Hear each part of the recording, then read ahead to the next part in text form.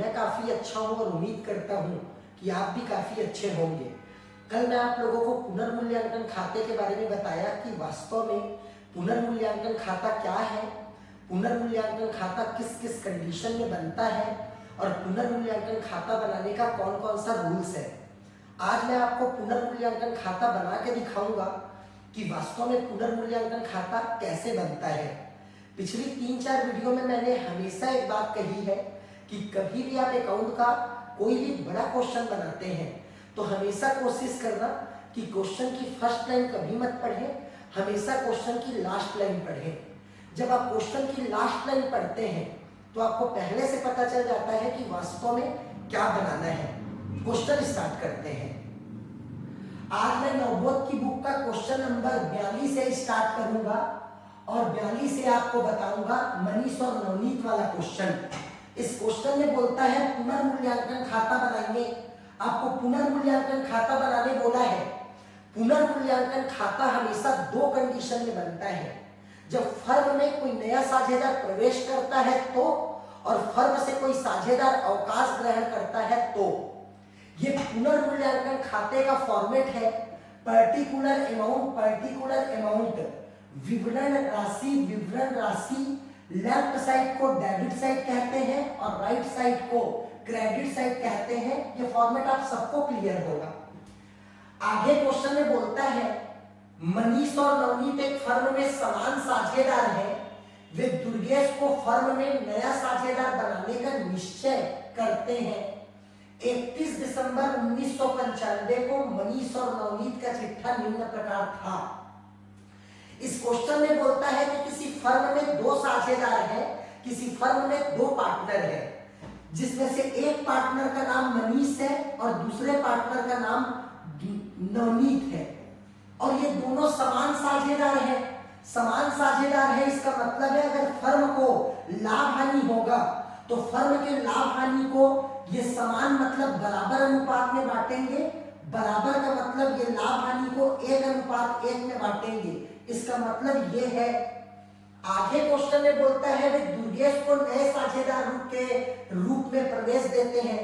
मतलब मनीष और नवनीत ये डिसाइड करते हैं कि उसे एक नए व्यक्ति जिसका नाम दुर्गेश है उसे फर्म में प्रवेश देना है और दुर्गेश के प्रवेश के समय ये मनीष और नवनीत का चिट्ठा या बैलेंस शीट दिया है। दायित्व राशि, संपत्ति राशि, लेफ्ट साइड दायित्व है और राइट साइड संपत्ति है। मैं कल पुनर्मूल्यांकन खाते का नियम बताते समय एक बात बोला था कि कभी भी आप पुनर्मूल्यांकन खाता बनाएंगे तो पुनर्मूल्यांकन खाता हमेशा संयोजन को देख के बनता है, लेकिन बॉक्स को आधार मानते हैं, लेकिन हमेशा संयोजन को देख के ही एक खाता बनेगा। तो संयोजन को पढ़ते हैं कि क्या बोल रहा है। दुर्गेश के प्रवेश के पूर्व निम्न संयोजन करने थे। पॉइंट पहला, संदिग्ध ऋण के लिए 300 का प्रावधान करना था। क्वेश्चन में बोलता है कि संदिग्ध ऋण के लिए 300 का प्रावधान करना है। संदिग्ध ऋण का प्रावधान करो इसका मतलब होता है संचय में वृद्धि करो और संचय में वृद्धि को इस खाते के डेबिट तरफ लिखते हैं। तो ये संदिग्ध ऋण प्रावधान को डेबिट तरफ लिखो। संदिग्ध ऋण प्रावधान खाता से ये निकाल के दे दिया है 300 रुपए। आगे बोलता है फर्नीचर 250 रुपए पर मूल्यांकित किया गया। फर्नीचर 250 पर मूल्यांकित किया गया। आप सबको पता होगा कि फर्नीचर व्यापार की संपत्ति है और क्वेश्चन में बोलता है कि फर्नीचर का मूल्य 250 रुपए हो गया। तो बॉक्स में जाके देखो कि फर्नीचर का मूल्य कितना था। तो फर्नीचर का मूल्य था 400। जिस फर्नीचर का मूल्य पहले 400 रुपए था उस फर्नीचर का मूल्य आज 250 रुपए हो गया। इसका मतलब है कि फर्नीचर के मूल्य में 150 रुपए की कमी हो गई। तो याद रखना फर्नीचर के मूल्य में अगर कमी होगी तो फर्नीचर व्यापार की संपत्ति है और संपत्ति के मूल्य में कमी को इस खाते के डेबिट तरफ लिखते हैं। तो डेबिट तरफ लिख दो फर्नीचर खाता से फर्नीचर का मूल्य 250, जिस फर्नीचर का मूल्य 400 था, आज उसका मूल्य 250 हो गया। इसका मतलब उसके मूल्य में 150 रुपए की कमी हो गई। इसका मतलब ये है। आगे क्वेश्चन में बोलता है विनियोग 400 रुपए जो चिट्ठे में नहीं दर्शाया गया था, पुस्तकों में दर्शाना है। विनियोग व्यापार की संपत्ति है।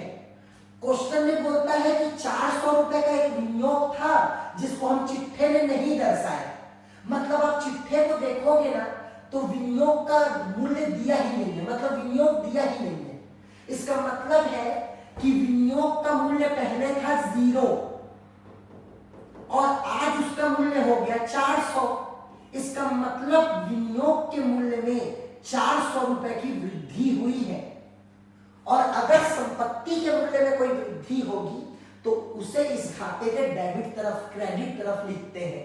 तो आप क्रेडिट तरफ लिखिए विनियोग खाता को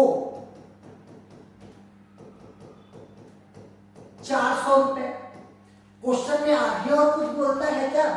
क्वेश्चन में बोलता है दुर्गेश पूंजी के 1000 और ख्याति के 1000 लाता है, जिसे मनीष और नवनीत आहरण कर लेते हैं।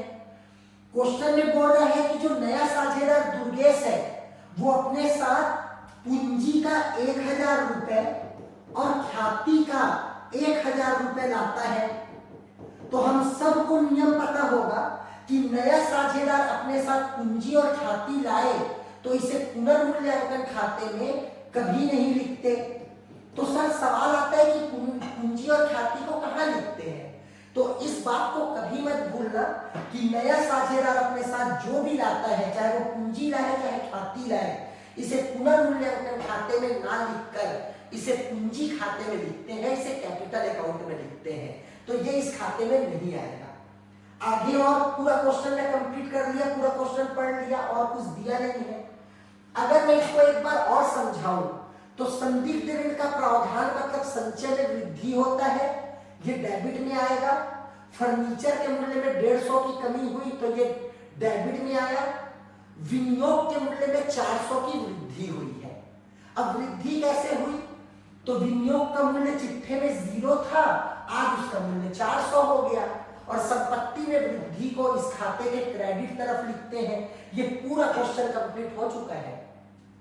अगर आपको आंसर निकालना होगा तो पहले डेबिट का टोटल करो, 3 और 1.5, ये टोटल डेबिट का टोटल है 450 रुपए, क्रेडिट का टोटल है 400 रुपए। अगर आप ज्यादा से कम को माइनस करेंगे तो जो आएगा वो आंसर होगा 50 रुपए।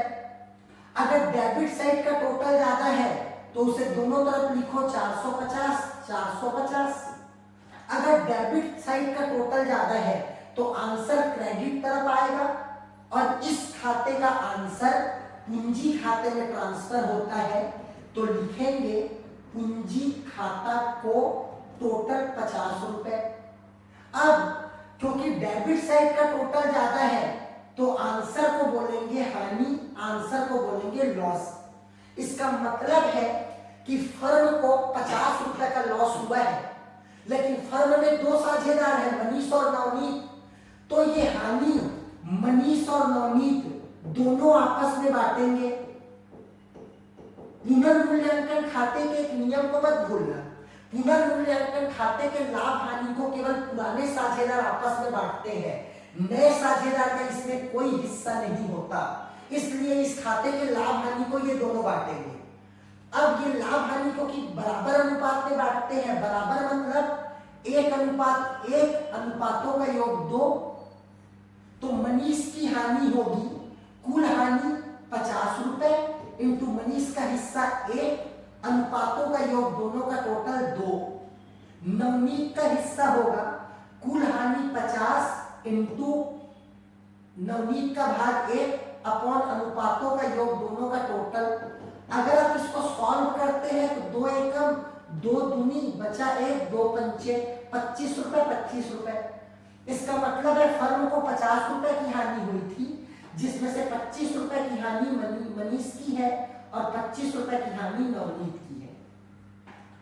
उम्मीद करता हूं कि क्वेश्चन समझ आया होगा। अगर समझ नहीं आया है तो सेम ऐसा ही एक फोटोकॉपी क्वेश्चन और समझा देता हूं।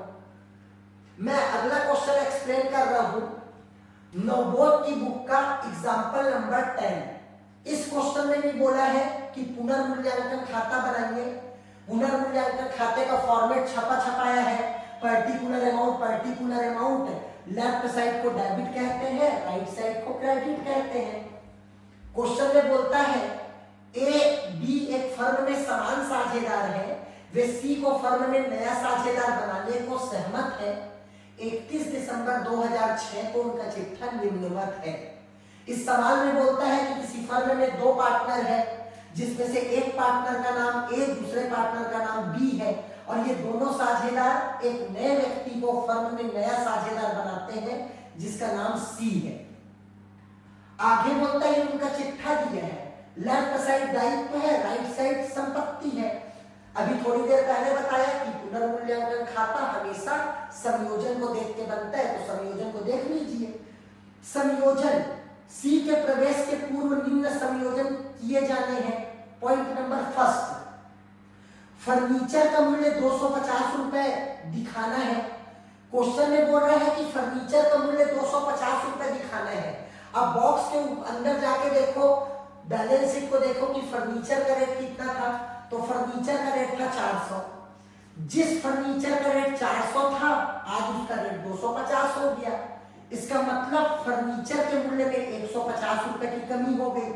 अब नियम क्या कहता है, संपत्ति के मूल्य में कमी को इस खाते के डेबिट तरफ लिखते हैं। तो आप डेबिट तरफ लिखिए, फर्नीचर खाता से जिस फर्नीचर का रेट 400 रुपए था, उस फर्नीचर का रेट 250 हो गया, तो 150 रुपए की कमी।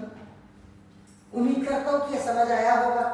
आगे बोलता है संदिग्ध ऋणों हेतु 300 का प्रावधान किया जाना है।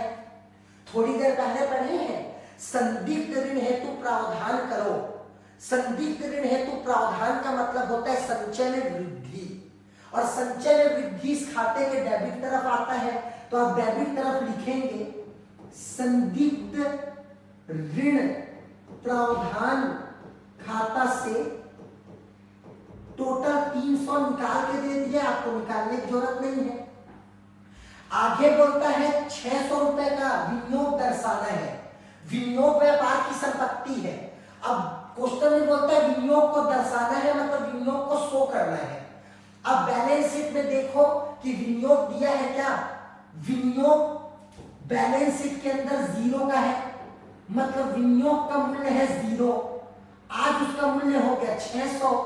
इसका मतलब विनियोग के मूल्य में वृद्धि और संपत्ति के मूल्य में वृद्धि को इस खाते के क्रेडिट तरफ लिखते हैं। तो आप क्रेडिट तरफ लिख दो, विनियोग खाता को 600 रुपए। आगे कुछ बोलता है क्या, आगे बोलता है नया साझेदार सी 4000 रुपए पूंजी और 3000 रुपए ख्याति लाता है। अगर नया साझेदार अपने साथ पूंजी और ख्याति की राशि लाता है तो इसे पुनर्मूल्यांकन खाते में नहीं लिखते। तो सर आता कहां है, ये पूंजी खाते के क्रेडिट तरफ आता है। पूरा क्वेश्चन मैंने पढ़ लिया, अगर फिर से एक बार समझाऊं तो संपत्ति के मूल्य में कमी को मैं डेबिट तरफ लिखा हूं, संपत्ति के मूल्य में वृद्धि को क्रेडिट तरफ लिखा हूं। संदिग्ध ऋण प्रावधान का मतलब होता है संचय में वृद्धि, संचय में वृद्धि को डेबिट तरफ लिखते हैं। कुछ मत करो, सिर्फ जिधर का टोटल पहले देख लो, इधर का टोटल ज्यादा है। इधर का टोटल है, डेबिट का टोटल है 450 रुपए और क्रेडिट का टोटल है 600 रुपए। इस क्वेश्चन में क्रेडिट का टोटल ज्यादा है, तो याद रखना ज्यादा से कम को माइनस करते हैं। 600 रुपए में अगर आप 450 माइनस करोगे तो 150 रुपए आंसर आएगा। अगर क्रेडिट तरफ का टोटल ज्यादा है तो अमाउंट को दोनों तरफ लिखो, और अगर क्रेडिट तरफ का टोटल ज्यादा है तो आंसर डेबिट तरफ आएगा। और इस खाते का जो आंसर है वो हमेशा पूंजी खाते में ट्रांसफर होता है, पूंजी खाता से, और अंतर को बोलेंगे लाभ, प्रॉफिट। ये टोटल 150 रुपए। इसका मतलब है कि फर्म को 150 रुपए का प्रॉफिट हुआ है। अब फर्म में, क्योंकि इस खाते के लाभ हानि को केवल पुराने साझेदार आपस में बांटते हैं, तो इस लाभ हानि को पुराने साझेदार बांटेंगे। अब किस अनुपात में? तो समान अनुपात में। समान का मतलब बराबर, और बराबर का मतलब होता है 1:1, अनुपातों का योग 2।